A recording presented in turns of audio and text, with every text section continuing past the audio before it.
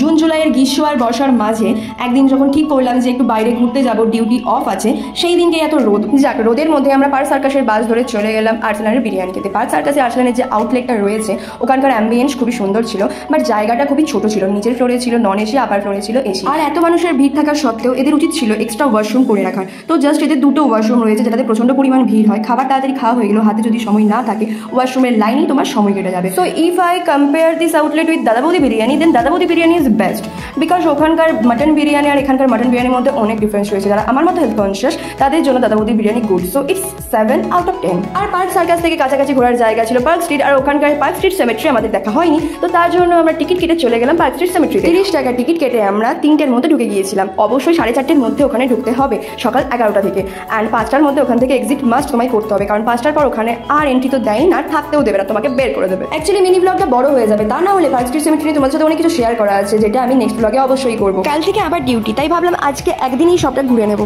আর সেই জন্য চলে গেলাম 1.5 কিলোমিটার দূরে থাকা বিড়লা মন্দিরে। চলো তোমাদেরকে ঘুরে দেখাই বিড়লা মন্দির। ভেতরের অ্যাম্বিয়েন্সটা খুবই সুন্দর, পুরোটাই মার্বেল পাথরের, আর ভেতরের সমস্ত ঠাকুরের মূর্তি ছিল খুবই সুন্দর আর পিসফুল। ছবি তোলা এলাও ছিল না বলে বাইরে থেকে তোমাদের মন্দিরটা দেখিয়ে রাখলাম। তো লেট না করে কোনো এক ছুটির দিন দেখে আর্সেনালের বিরিয়ানি খাও পার্ক সার্কাসে, দেন ওখান থেকে পার্ক স্ট্রিট সেমেট্রি, আর তারপর 1.5 কিলোমিটার দূরে এই সুন্দর মন্দিরে একটু বসে বাড়ি চলে যাও। কি তোমাদেরকে একটা সুন্দর প্ল্যান দিলাম, তাই না? যাই হোক, নেক্সট ব্লগে দেখা হচ্ছে। টাটা, আজকের মতো আসছি। আরে কিছু একটা ভুলে যাচ্ছে, চ্যানেল সাবস্ক্রাইবটা কে করবে শুনি?